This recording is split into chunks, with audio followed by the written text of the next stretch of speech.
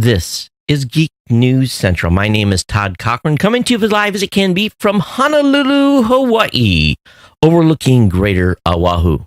The lead stories are YouTube and Facebook battle to remove the horrendous nightmare video out of New Zealand. Verizon says that 5G is going to cost you some more money. Lyft, their IPO is poised to be the biggest in U.S. history. And believe it or not, a company that we haven't heard from in a long, long time, MySpace, yes, MySpace is in the news. I want to welcome you to episode 1353 of the Geek News Central podcast for Monday, March 18th. This show is sponsored in part by GoDaddy.com and listeners just like you. Great deals from GoDaddy can be found at geeknewscentral.com/GoDaddy. You too can support this show today at geeknewscentral.com/insider. Hey, I want to give a warm welcome to all of the longtime listeners and viewers of the show. Thanks for being here. Thanks for being part of the Ohana. And of course, if you're brand new to the show, welcome to the podcast. I want you to take time, just take a moment. And all you got to do is go over to geeknewscentral.com. When you're on the website, all you got to do is subscribe to the show via the subscribe options on the right-hand column of the website, whether it be Apple Podcast, on Android, by email, Google Podcasts, Stitcher, TuneIn, Spotify. We're using one of the many hundreds of different ways to listen to the show by subscribing to the RSS feed. If you have no idea what I'm talking about, just grab or click on the more subscribe options. They'll give you instructions on how to get subscribed to the show. While you're on the website, get subscribed to the newsletter. The newsletter contains everything I'm going to talk about during the show today. All this exact same links and information that's on the website, but you'll have it in your inbox for eternity because I guarantee you it has happened thousands of times on this show. You're going to be talking to someone and said, man, Todd talked about something on a previous show. I have that in my email. So sign up for the newsletter. That's a great way to stay connected. You can watch this show on your Apple TV. You can listen over at blueberry.com. You can listen on your smart home device by using the keyword to launch that device and say, play the podcast, Geek News Central. We are live Mondays and Thursdays for this show, starting anywhere between 7 and 8 p.m. Hawaiian Standard Time at live.geeknewscentral.com or on YouTube, on Facebook, Twitter, Twitch, and even at Mixer. So lots of ways to catch us live if you're available within the time zone that I'm up and running. If not, don't worry. You can catch the show via podcast. Don't forget about our chat room, our Mastodon chat room at geeknews.chat. You can kind of come in there, join the family, make some comments, drop your thoughts, and then you can be a bigger part of the Ohana here. Okay, what else have I got in my little stack here? Of course, if you want to contact me via email, that's real easy to do, geeknews@gmail.com. Of course, I'm available on Twitter as well, at geeknews, and of course on Facebook. Partner shows are all linked at geeknewscentral.com. This is the GNC Weekend Review done by Kirk.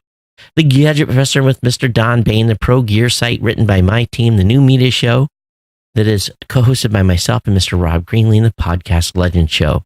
You can always pick up Ohana gear at cafepress.com/Ohana store. We want to thank the longest continuous sponsor of a podcast. That's our good friends over at GoDaddy.com. You too can save money on GoDaddy products and services. All you got to do is go to geeknewscentral.com/GoDaddy. Whether it be $1 a month economy hosting with a free domain or $1 a month managed WordPress hosting for the first year with a free domain, those are two of the best hosting deals that you're going to find on the planet. If you want to pick up a server or a virtual dedicated server or 30% off a new product purchase, works there to save a lot of money. Of course, if you haven't bought a .com ever from GoDaddy, you can use my 99-cent new or transfer code to save yourself essentially about $7.50, getting a one-time great deal, 99cent.com. For those of you thinking about starting a business, you can do a 1-month free trial of GoDaddy Website Builder, your choice of personal, business, or business plus plans. Again, all these codes are available at geeknewscentral.com/GoDaddy. And as I remind you all the time, If you don't need a website, you don't need a domain, don't worry. Someone does. A friend of yours does. You're going to hear them talking about it. And all you got to do is show them the way. Show them over to the website or link to it via your Facebook page, your Twitter, put in your Instagram.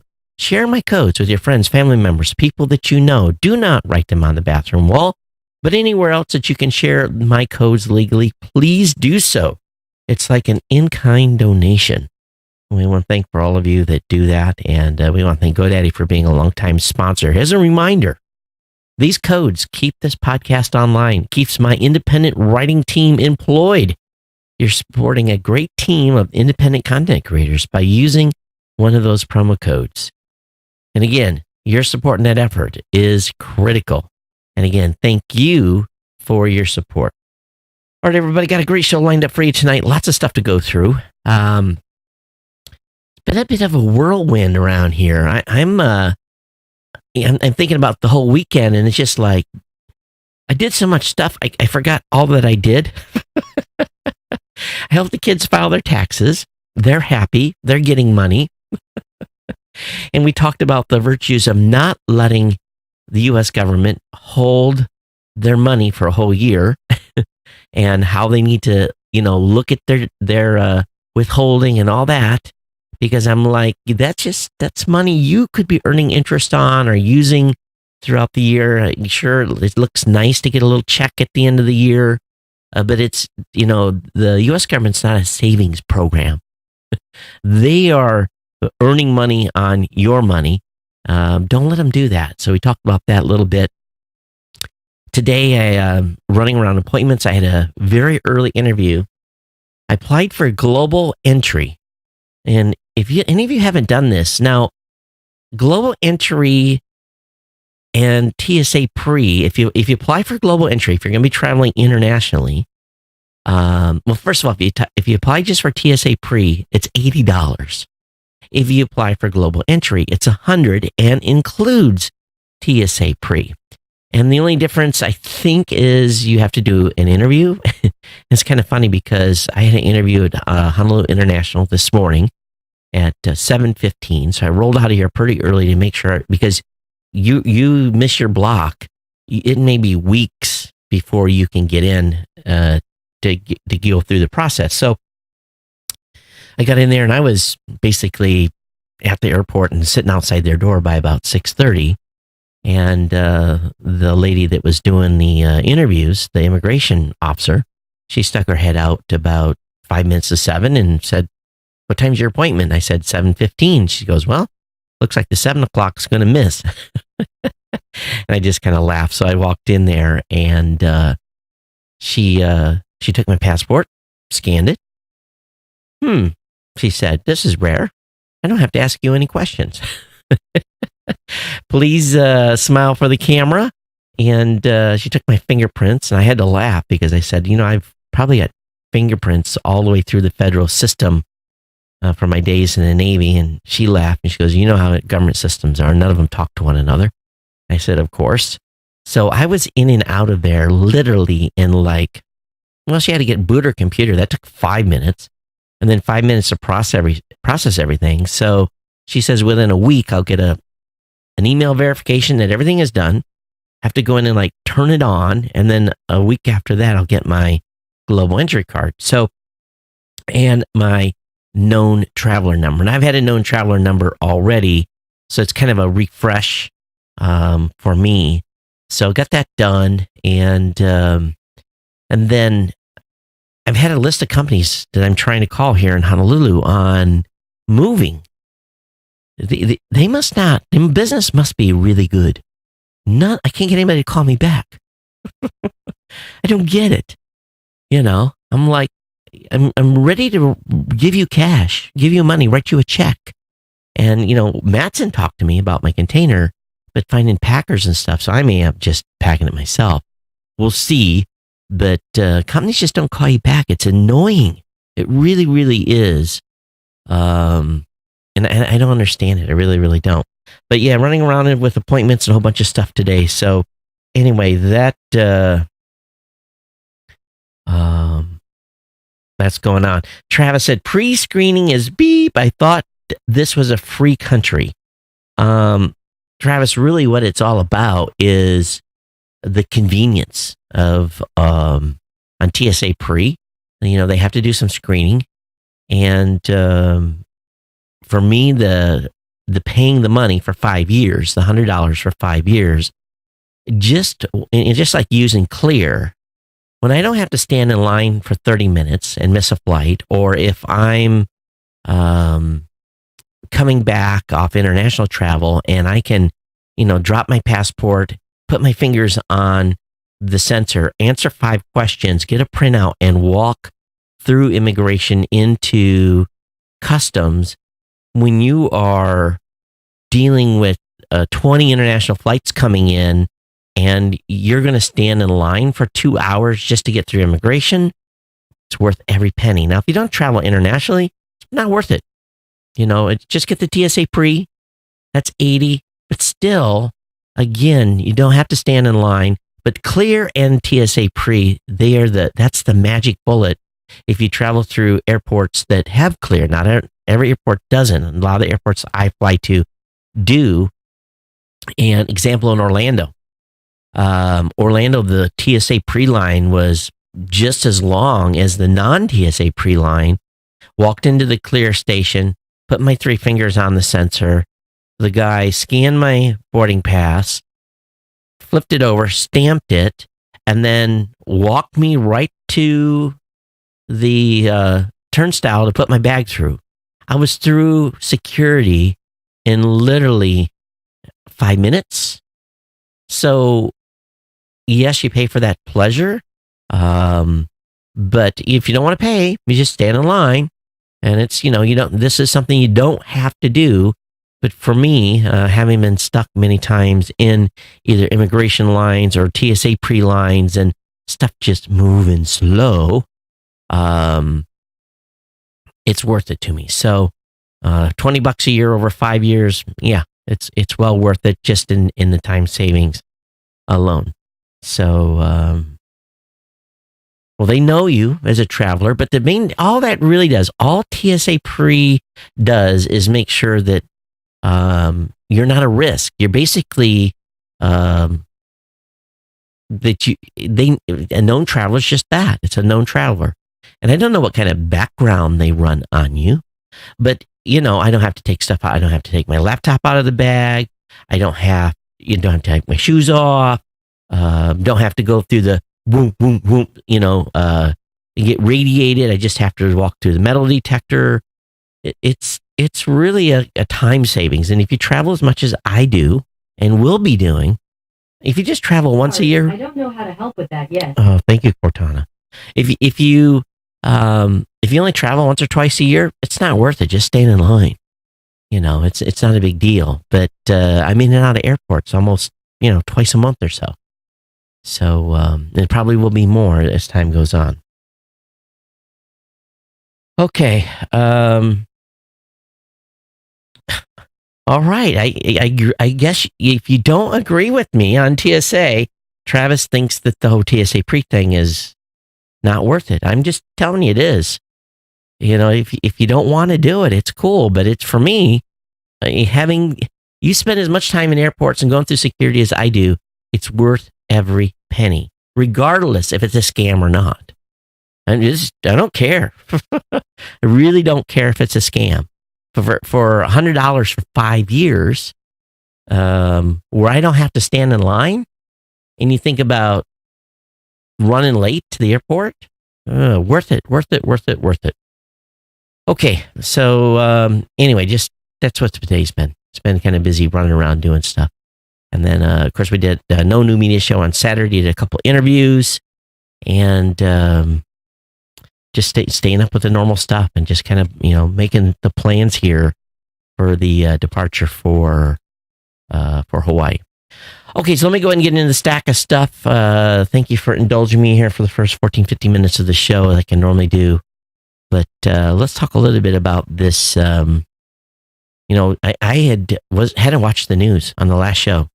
So this New Zealand shooting had went down prior to the show start. And to be honest with you, I'm not watching any mainstream television.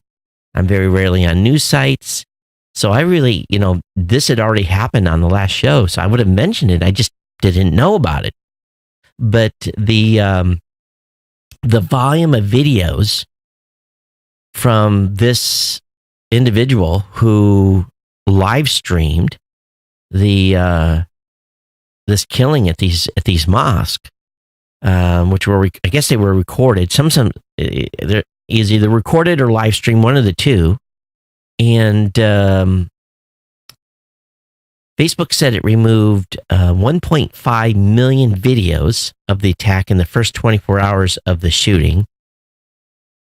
People copied and re-put and copied and re-put. And then YouTube didn't say precisely how many videos it removed, but they had a similar flood. But if you think about the way we live today, you can just take your phone, you go on Facebook, you can go live, boom. You can be live in seconds. And how do they track people that are doing crazy stuff or something like this in progress? So I'm surprised that they were able to remove as many as they did, as quick as they did.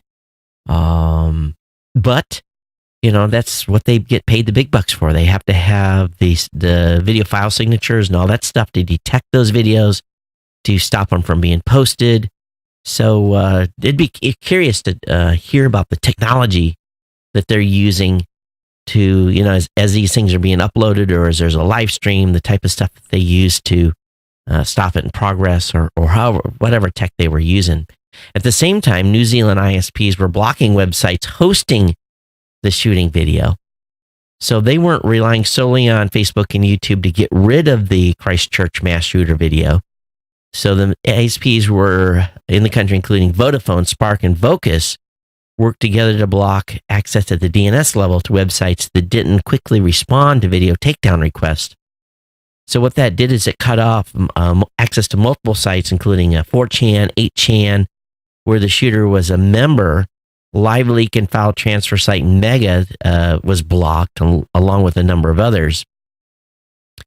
So that's interesting that they blocked it at the DNS level.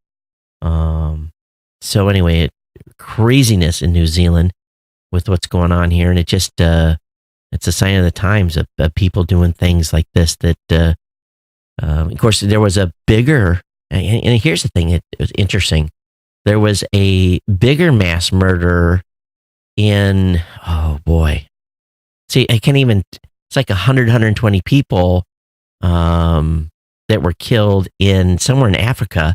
You didn't hear about that in the news, but it was a bunch of Christians that got killed and that didn't hear about that. So it is interesting what the news picks up on and what the news doesn't pick up on. I think we all know that very, very well. But hearts go out to those families and so forth that were affected, and it's interesting to see, what it's going to do is that's going to be, that's what these maniacs are going to do. They're going to, let's live stream the our next event that we do. It's the way they get attention, and attention they did get, but at a cost of an incredible, massive amount of loss of life. So let's talk about Verizon. What a company. Yeah, we've established that the fifth generation 5G wireless will definitely result in faster, quote unquote, networks. We'll be able to consume more data, of course.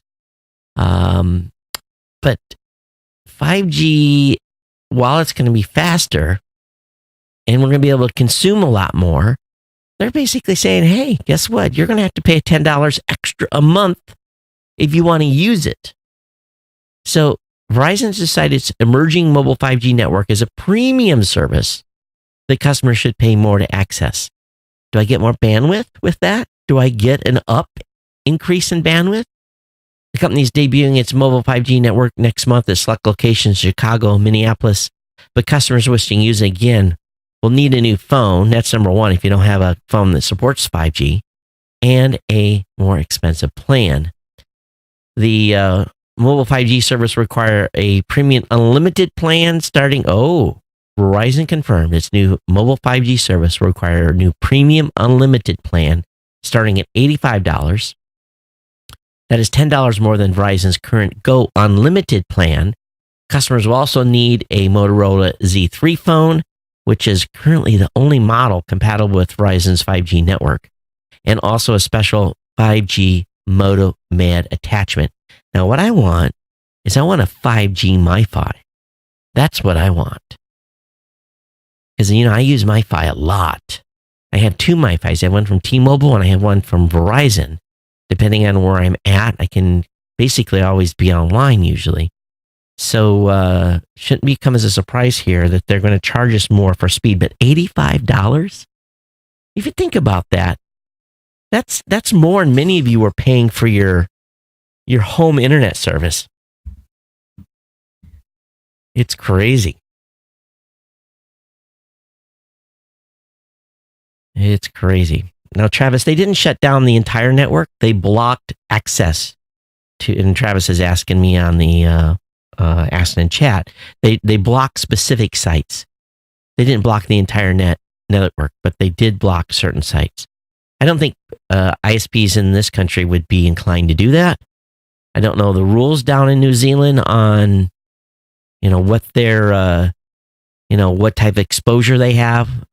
If they can get in trouble for retransmitting this kind of content, I don't know. Every country is different, but I don't think they would do that. Go to that level here in the United States. One will see, but yes, at the DNS level, they can make sites unavailable very easily. Lyft is aiming for a valuation near $20 billion and the biggest U.S. initial public offering. So this is crazy. They're offering 30.8 million shares at $62 to $68, which none of us are going to be able to get access to. It's going to be the ultra rich, the investors, all those folks are going to have a shot at this thing. So we'll get it when it's at 90 after the IPO. So we'll see where this goes. But they're hitting the road this week to start marketing the stock to potential investors. And if you are a quote unquote one of those folks that has that designation to be able to buy on IPOs and that type of stuff, they're going to be in New York, Boston, San Francisco, and LA.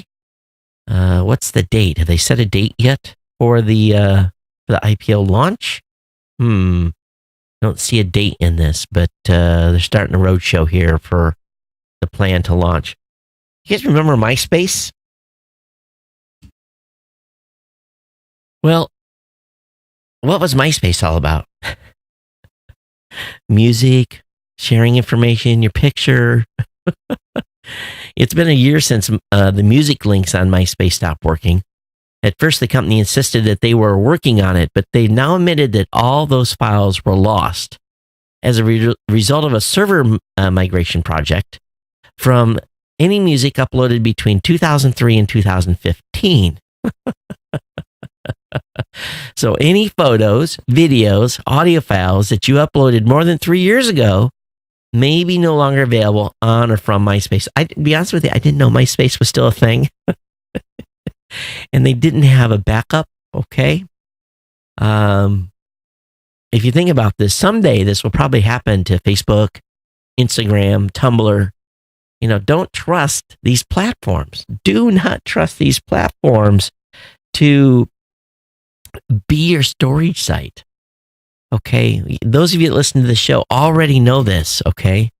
Now, we know the Internet Archive will host anything freely forever, quote unquote, and they have mirrors of their servers in California, Egypt, and Amsterdam, and they're a mission-driven nonprofit but again, they have to have money to continue running too, but always have several backups of your data. I probably have no less than 4 or 5 hard drives with all my photos and documents. I have 2 different cloud services that I have backups to as well. And of course, active computers. So yeah, something could happen. Oh, also I have hard drives and safety deposit box in case my house burns down. So I'm pretty covered, but I'm a little bit anal about data and having these images archived and so forth. So how are you backed up? That's the question you need to ask yourself. And hopefully you're not using Facebook or Flickr or one of those sites as your quote unquote official repository. Apple's about ready to come out swinging here. It'll just be a few days. And we know Apple's coming to Hollywood. We know that they're going to spend some money. We know they're going to try to compete with Netflix and with Amazon Prime. So on March 25th, a delegation of studio executives and big name actors will enter the subterranean 1,000-seat Steve Jobs Theater for one of those quote unquote Apple showcases, with Tim Cook commanding the stage. And this time around, they're going to be focusing on the next must-have device, and of course, announcing their movie initiative. And the premiere date for the service is getting closer. And they're saying they're going to have a dozen or more shows likely to start streaming before the year is out. Apple is expected to reveal details of what it has been working on, with stars from both sides of the camera. So we'll see. And of course, the tagline, as we talked about in the last show, their presentation is called "It's Showtime," and we'll see what they're going to bring to the market, what they're going to bring to the Apple TV, what the movie offering is. At the same time, the team over at Netflix says, we're not playing. Netflix CEO Reed Hastings says he won't be working with Apple when it launches its new video plans. And it's kind of obvious why, right? Netflix is really, if you think about it, they spent $8 billion last year. $8 billion in content creation. And while that's just that's a rounding error for Apple on their type of earnings, it's still a significant amount of money being spent. And then you add Amazon into the mix, and then all these other independent, you've got Disney that is going to start their own initiative. So what we're going to end up with before it's all over is, if you want access to all the content, you may have cut the cord, but you're going to be paying Netflix $12. You're going to be paying Disney $8. You're going to be paying Amazon Prime $10 a month. You're going to be paying Apple, a set amount each month. So in the end, $50, $60, $70. If you want Hulu, if you want HBO, if you want Showtime, next thing you know, guess what? It's $100 again. So they're going to get their pound of flesh one way or the other. If you want ESPN, throw another 20 on there. So you may not be connected to quote unquote your cable. Actually, cable might become more reasonable again. But yeah, so it's going on at this house, because when we cut the cord, I cut, and all we had was Netflix and Amazon. My daughter sprung for Hulu, and my wife was complaining, I don't have no local news. I'm like, go online, go to the website. She goes, I'd rather sit in front of the TV and watch the local news. And I don't watch news. So, it was like, we tried doing the HD antenna thing. It didn't work. Suppose I should have got the local news via the HD antenna, but I don't know if it's our position of our house or whatever, but that came up empty. So we've got YouTube TV. It's like $40 a month. So I'm right back into paying a bill again. I think we're all just going to be forever writing a check. I don't think that's going to change at all.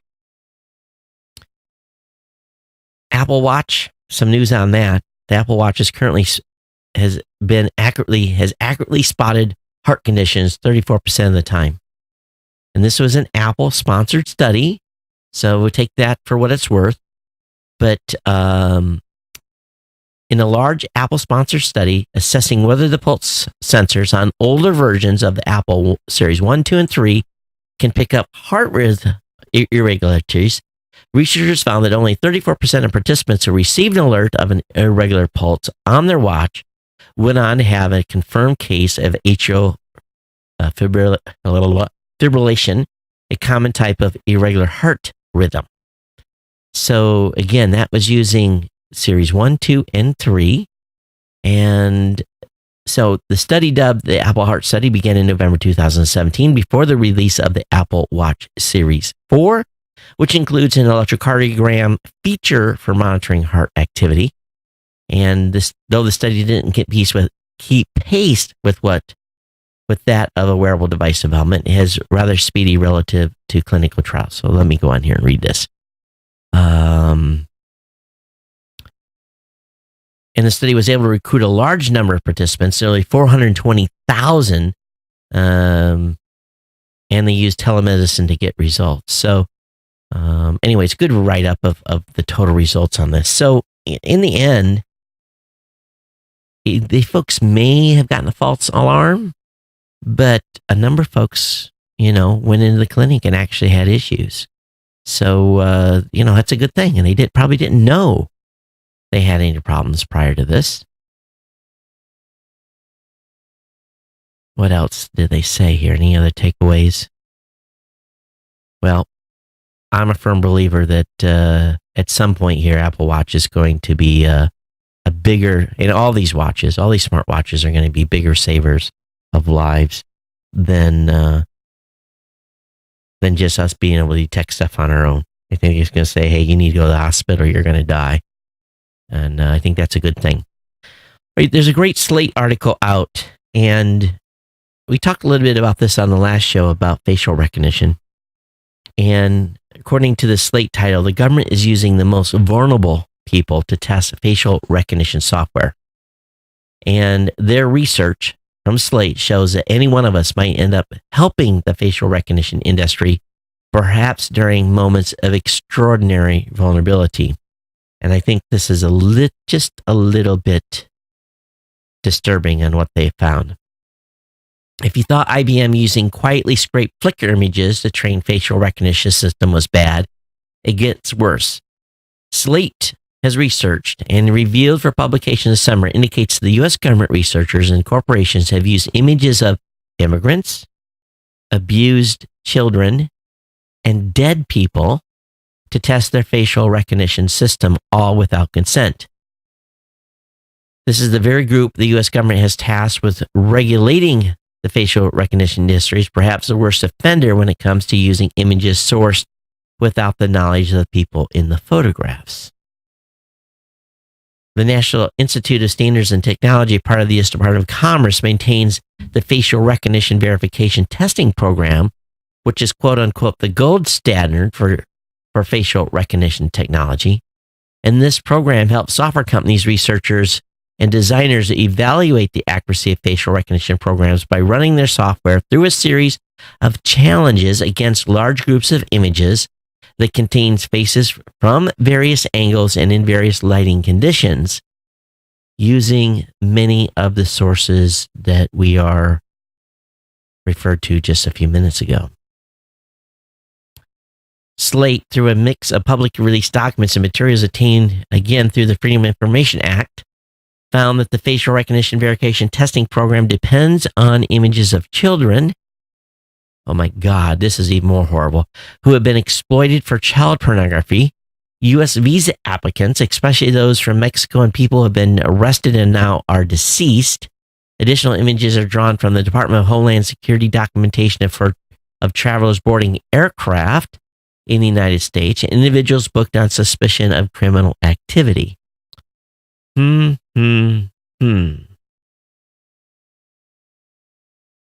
Makes you wonder, doesn't it?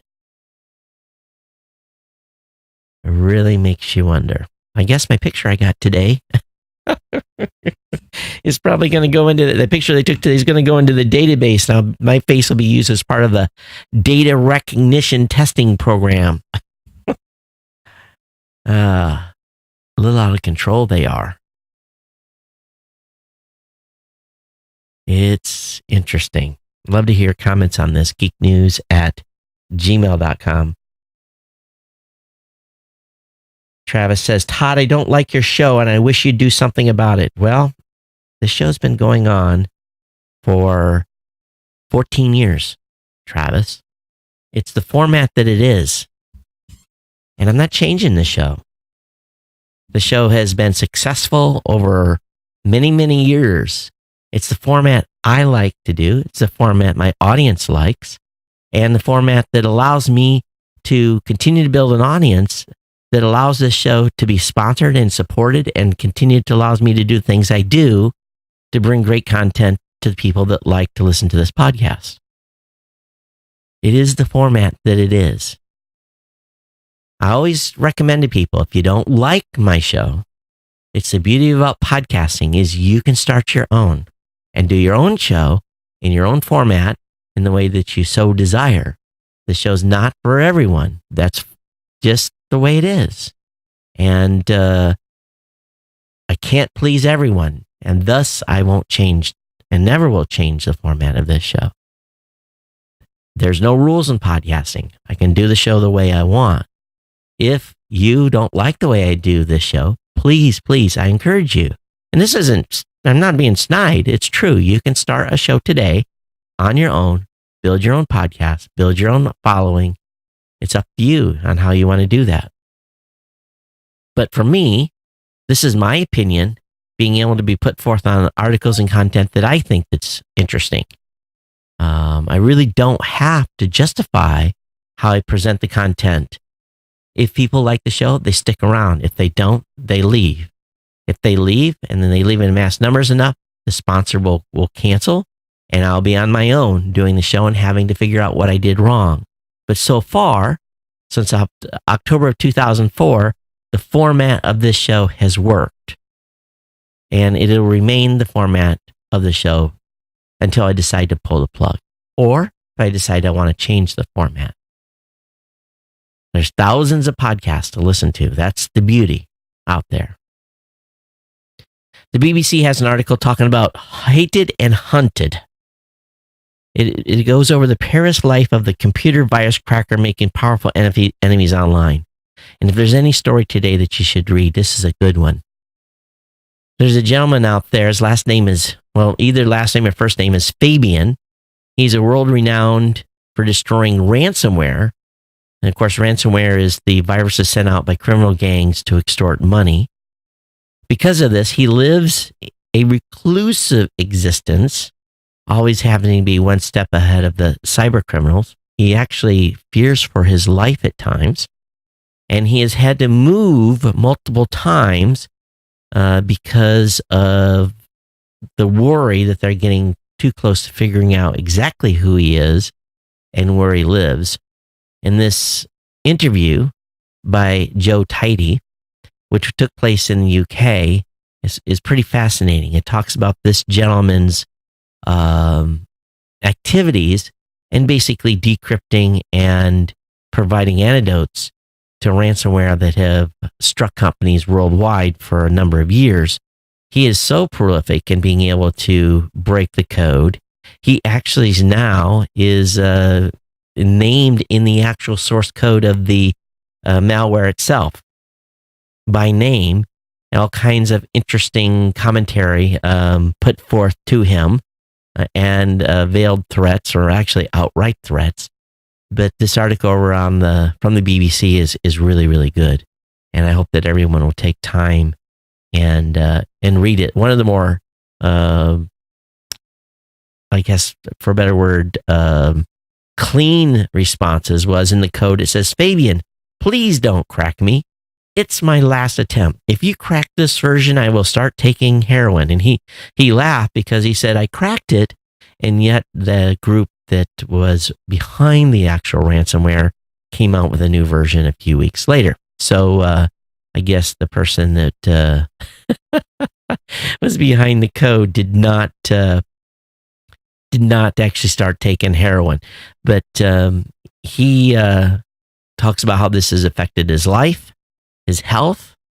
He's quite the recluse, spending a lot of time in his small office working through this. He's paid handsomely, but he spends very little of the money he makes, all in the battle to decrypt ransomware that's out there so that you don't have to write a check to these folks when your computer becomes encrypted. It's a really good article.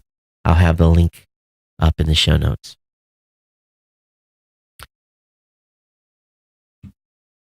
CNET, and I should have had this stacked with the Apple TV stuff. I apologize. 5 Apple original TV shows have reportedly completed filming, and the New York Times reveals what we might see from Apple's initiative wave of shows. The Octiva Spencer drama, Are You Sleeping? For All of Mankind, a space drama for Outlander and Battlestar Galactica fans. Wow. An untitled thriller from Sixth Sense director M. Night Shyamalan. A Rob McKinney, Charlie Day comedy. Dickinson, a comedy about a recluse poet, Emily Dickinson. And what else? Those are at least the 5 that the New York Times. I'm interested in the space drama from Outlander. That should be good. I like that kind of stuff. So they might twist my arm to check it out.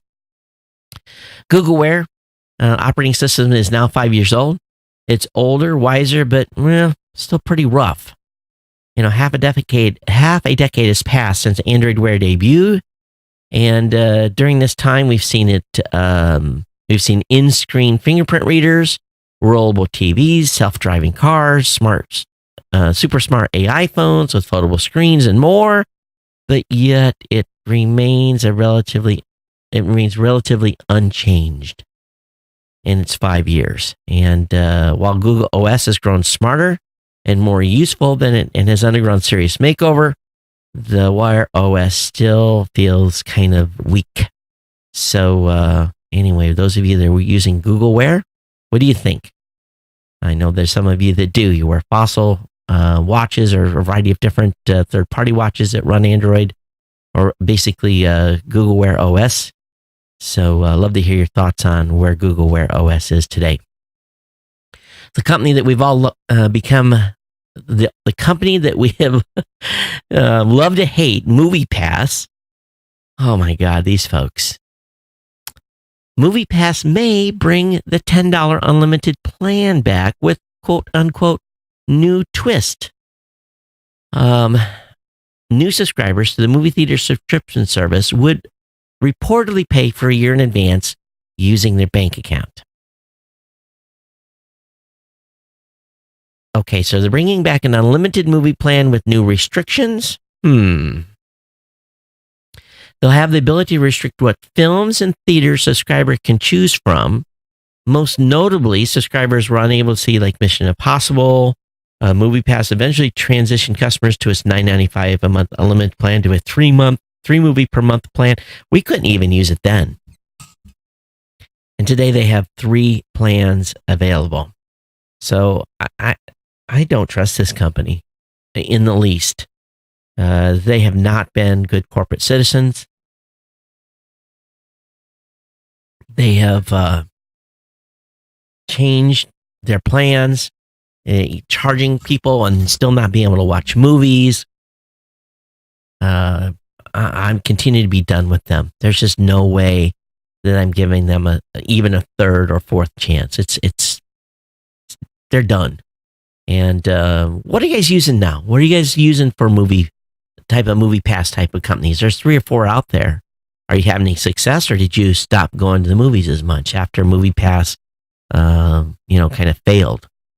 What are you guys using today? Are you guys using some of those other subscription services? geeknews@gmail.com. The folks at The Verge have a really good write-up on how phones went from $200 to $2,000. Isn't that crazy? You think about that. $2,000 for a phone. These new foldable phones. Why do we want to go backwards to a foldable phone? I understand you get double the screen space. I kind of get it. But why not just carry a tablet then, right? It was bad enough what the iPhone X cost, right? When it broke the $1,000 barrier. The Galaxy S10 starts at $900. And I'll be honest, that having an S8 now, looking at the S10, it is definitely beautiful. But I'm going to wait a couple of years. I'll buy a couple of used ones when the price comes down. But $900 for an S10, that's where the price starts. And but phones are becoming harder to sell. People are holding on to them longer. So we're passing them down too. So, maybe mom and dad get a new phone and the kids get the older phones, and then depending on how big your family is, they may get traded 2 or 3 times. And the ability to fix phones. My daughter's iPhone, is it 8? No, a 7. My daughter's iPhone 7, the charger port wouldn't work. And I kind of jokingly said, well, that phone's done. She goes, oh, no, Dad, you can get the charger port replaced. I'm like, really? And she made a call, and $65, she got the charger port replaced. I was like, wow, I didn't know that they could do that level of repair. And she just kind of rolled her eyes at me, and she said, and you're the geek? Of course, she's the one that broke 2 or 3 screens. And yeah, so she's been to the repair places a few times. So, and I guess, those third parties, if they can repair them more, then they're going to last longer. Of course, changing the battery out and everything else. So that's what seems to go immediately is the battery. Get the battery changed, then, the phone will last a lot longer, be more effective. So I'll have the link up in the show notes in that. Over in Ars Technica, they're reporting that the president said he would never get in a self-driving car. Currently, I would love to have a self-driving car, even if I have to stay awake and watch the road. But I cannot wait until I get in the car and I say, take me to town, or tell the car, go get a kid, or, be on a road trip and be able to take a nap. That's what I'm looking for. It's going to be awesome if you're in a traffic jam, and I can do some reading, some email, I don't have to, if once these cars get to the point where they can truly be autonomous, I'm 2 thumbs up here. So, the president's rich enough, he can have someone drive him around. I want the car to drive me around. But he says, there's no way I'm letting a computer drive me around. Today, of course, they're not there yet, but it's advancing fast. I can't wait. I really, really can't. How about you? I'm all on board. Sure, you're going to drive sometimes and get a little sporty. There's some places you like to drive because, you can push the limits a little bit. But normally, going to and from town or going to work or, having to drive an hour and a half to a mall or whatever it may be, okay, we got to get the transit time down, but let the car do it. That's what I'm all about. Cannot wait. Facebook is saying that they can't find enough local news for its local news service because most local news organizations are gone. Local newspapers are drying up. Unless it's a major metropolitan area, most small towns in America do not have newspapers anymore and don't have a lot of original content. They may have 1 or 2 beat reporters. They get the school sports or, the neighbor's cow knocked something over and stood in the road. You may have those types of stories, but there's not a lot of local news. They're saying around a third of the U.S. Facebook users live in areas where the social network hasn't been able to dig up enough local news to launch today. And breaking that down a little, about 35% of the people in the Midwest, Northeast, and South, and 26% in the West, and 58% in the New Jersey live in such, why did they call out New Jersey after saying Northwest, South, and West? And 58% in New Jersey live in such areas that in the last 28 days, there's not been a single day where they've been able to find 5 or more recent news articles directly related to those towns. And so I'm looking here at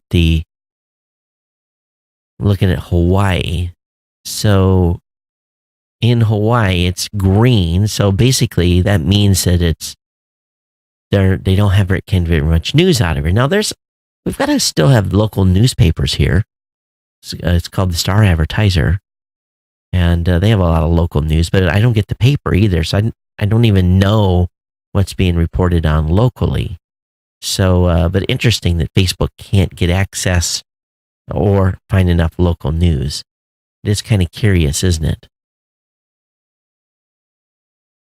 All right, some space news. This is rare. Kirk, good job finding some space news here. What is a supermoon? Well, a supermoon happens when the moon coincides, a full moon coincides with the moon's closest approach to Earth in its orbit. Supermoons make the moon appear a little bit brighter and closer than normal, although the difference is hard to spot with the naked eye. The first supermoon in 2019 was a super blood wolf moon on January 2021. The second supermoon occurred on February 19th, and the third will follow on March 21st. So just a few days away, you'll be able to see a supermoon and pay attention to it.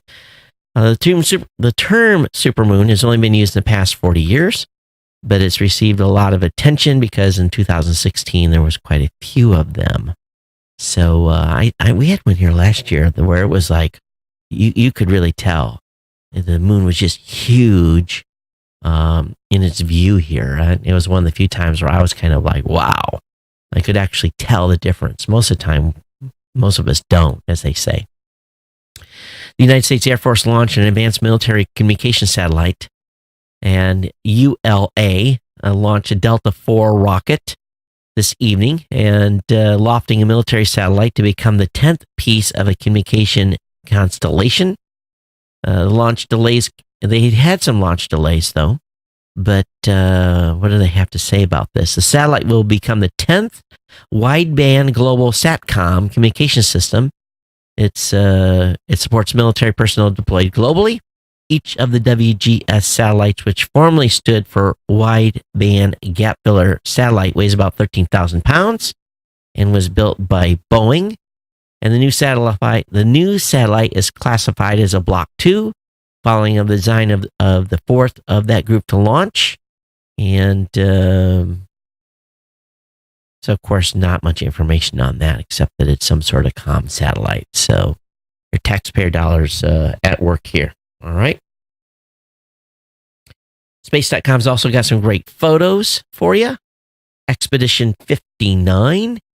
NASA astronaut Nick Hague, cosmonaut Alex Ovchin were on board the Russian Soyuz spacecraft that underwent the launch failure last October, and then they were relaunched on March 11th. Who was the other? There was 3 of them that went. They only named 2. Oh, a NASA astronaut Christina Koch, who joined them on this flight and made it to the International Space Station. All right, good on them. What else do we have in the sack? SpaceX is testing its heat shields that will stop its Starship from burning up. After successfully getting its Crew Dragon capsule to the International Space Station and back, SpaceX has shifted focus to another huge project, the Interplanetary Starship. In a tweet, Elon Musk showed off tests on the Starship's heat shield. And, of course, that's the part that's going to keep it from burning up on reentry. And it is a pretty cool little video that they've done. Let's see if I can play this without getting a copyright violation. So there just looks like they're using torches. So it is kind of cool. For those of you that are watching, they just have flamethrowers going against the heat shield. So what did they teach? The blowtorch-like devices brought the temperature up to 1650 Kelvin or 2500 degrees Fahrenheit at the most extreme white hot regions, enough to stand the heat of orbital re-entry. All right. Well, they're spending money to get her done. Switching gears here, Fisker plans to release an electric SUV under $40,000 in 2021. Tesla will supposedly have some fresh competition in this space. And, these semi-affordable electric SUVs are all over the place. I was when I was in the airport this morning, it really blew me away. Honolulu International allows people with electric cars to park at the airport for free. So most of the employees that work there are now driving electric vehicles, my wife included. But as I was going through, as I came into the garage after doing my interview with INS, I started counting the number of electric vehicles. Now, I walked down one row, turned a corner, halfway up another row to get back to my car, and I counted 42 electric vehicles in the garage. It really blew me away that there was that many probably equal number of electric vehicles to equal number of just hybrids and gas vehicles. But that just really showed me how much of a penetration it is, at least here in Hawaii. And I bet you most of those were employee vehicles, which is kind of irritating because they're taking up parking spaces in the regular garage, whereas they should be parking out like a mile and a half away and bringing the shuttle in.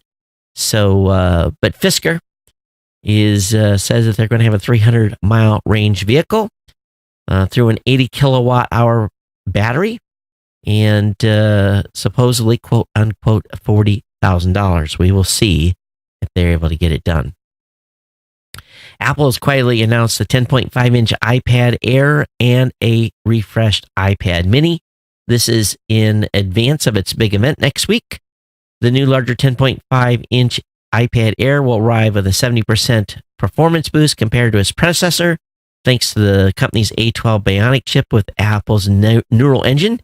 That'll be alongside the now 20% larger display, which is comparable with the first gen of Apple, which is compatible with the first gen Apple Pencil as well. The new iPad Mini has been a long time coming. The 7.9-inch option will bearing screen size match the Air on specs. The screen is also 25% brighter versus the old iPad Minis and will also support the Apple Pencil. So this is the tiniest device to do so. I've got a Mini. I use it strictly for drone flying. So we'll not be updating mine for sure. Representative Devin Nunes is out in California. The ranking member of the House Intelligence Committee is sued Twitter for $250 million. The lawsuit filed Monday alleges the social media giant censored conservative voices by shadow banning them, which Nunes says potentially impacted 2018 midterm election results. Other named in the lawsuit includes GOP operative Liz Mayer, Mayer Strategies, Devin Nunes' mother, and Devin Nunes' cow, two parody accounts that mock the Trump ally and California Republican.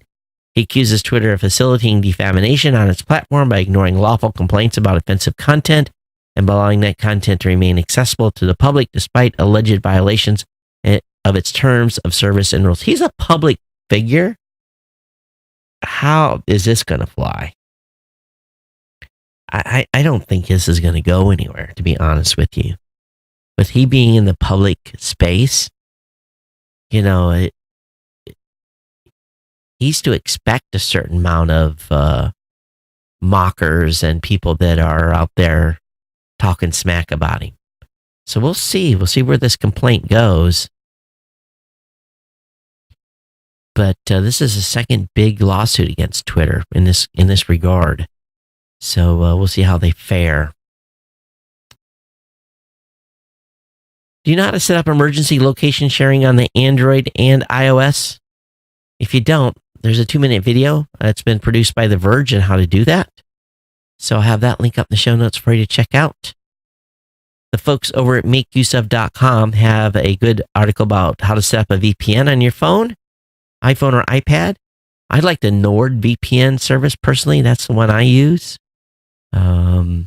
There's a lot of them available out there online. I've just found Nord to be pretty good.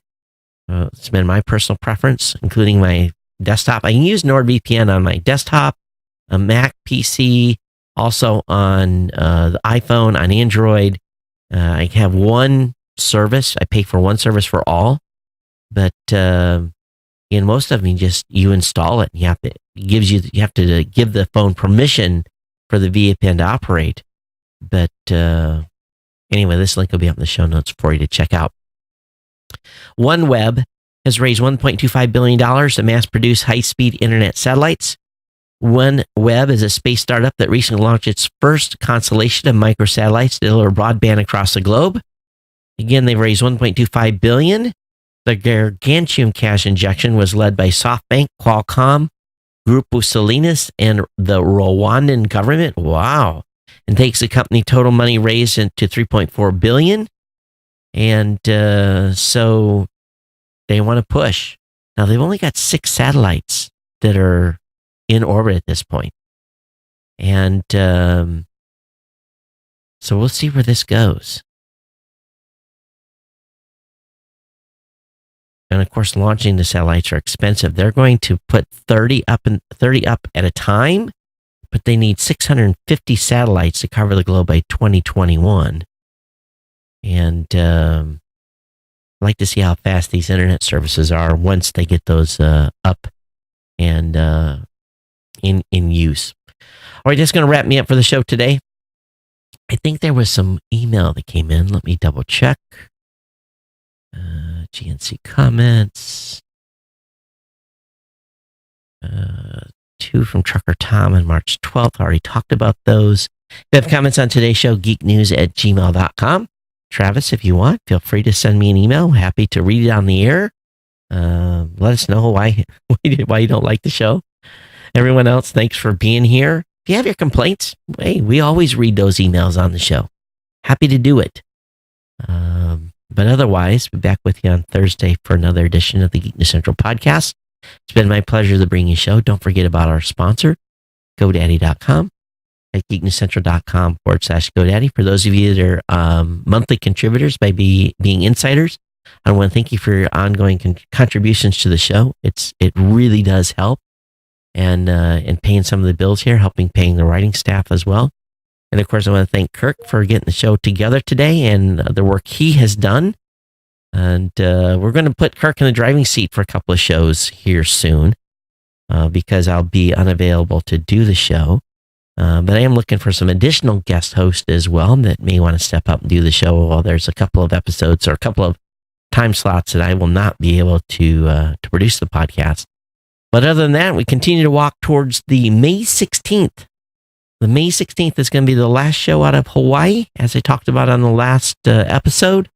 On May 16th, we are actually on May 17th, I tear the studio apart and we put it in boxes and we get it ready to put in the container that arrives on the 20th and get everything out of here, heading towards the Midwest. So just a number of episodes left before a couple of months left before we get to that mark. So anyway, the studio is going to change, and I'm looking for inputs, as I said on the last show, on what we should decorate the new studio with. How should we set it up? How should the backdrop be? Should it be a monitor? Should I find a new cabinet system for the knickknacks and stuff that I have stashed behind that you largely can't see during the show? But I do have some people coming to visit the studio on Friday. Some folks here in Hawaii that are getting ready to start their own gig. So I'm going to bring them over and show them what is possible in a 10 by 10 room. And I think they're going to be pretty surprised. All right, everyone, thanks for being here. We'll see you back on Thursday. Everyone take care. Have a great week. Everyone take care. Aloha.